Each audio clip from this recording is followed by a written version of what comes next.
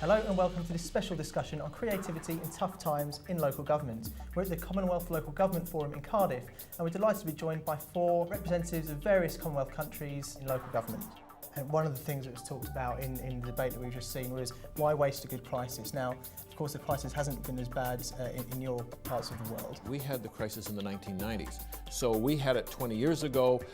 We've worked through that whole process so that when this crisis happened, we already had the flexibility built into our city organization so that we were able to flex to it. We actually redid and remanaged our organizations, re-engineered how we did things so that now we're able to move with the crisis as it happened. New Zealand, you've had a particularly interesting example. Can you tell us a bit more? The formation of a funding vehicle, the local government funding agency, which was essentially a way of collectivising debt, getting the best possible credit rating and then getting the best price to the various member councils. We've all been affected by the crisis.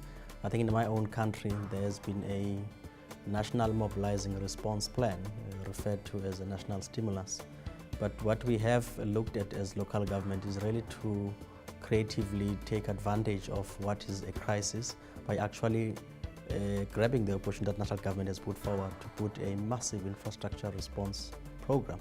At municipal level, there is now beginning of emergence of innovative ways to live within the limited budget resources, but at the same time looking at implementing projects that have got high impact on job creation and also using less resources but by leveraging other partners. Local government raises more than 90% of its own funds. The rest is more patched up in terms of national transfers, but we're able to raise our own revenue. The difficulty though is that under the global economic crisis it has been a bit difficult to be able to raise rates, payment for services and so on. Is there a flip side to the idea of raising most of your own revenue? Because local government in New Zealand has had 10 years of fully audited 10-year plans, it's got a degree of resilience and certainty around its funding. But I mean, the reality is these 10-year plans predict ever-increasing rates. So the driver for shared services in local government has been an economic one. It just makes sense to do things more collectively, lower prices. Is there a political issue here as well, though, that as local governments change, the priorities of those governments change, if they enter into these partnerships or collaborations, that they can't actually change the direction of travel? We've been doing shared services since 1928.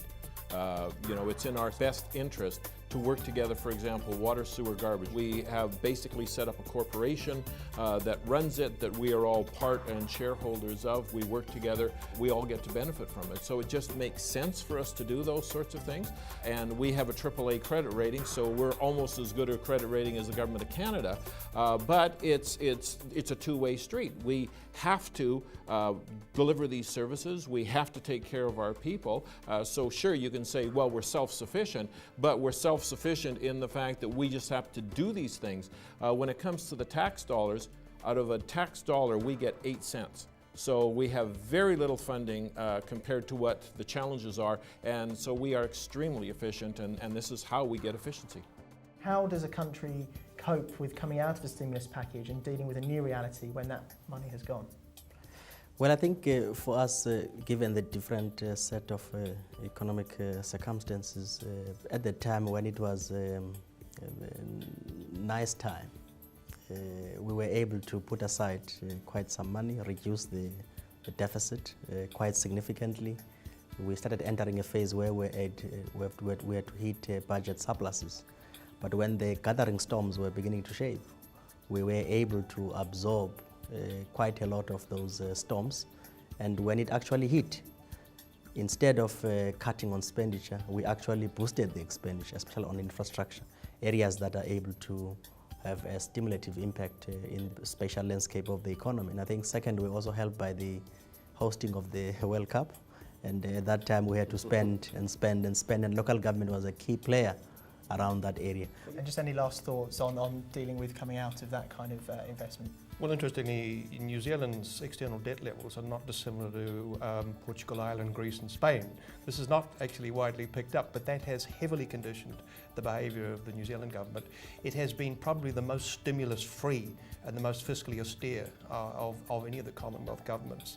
And of course, given the low level of local government on central government funding, this hasn't impacted significantly, but it has impacted significantly on the New Zealand public sector.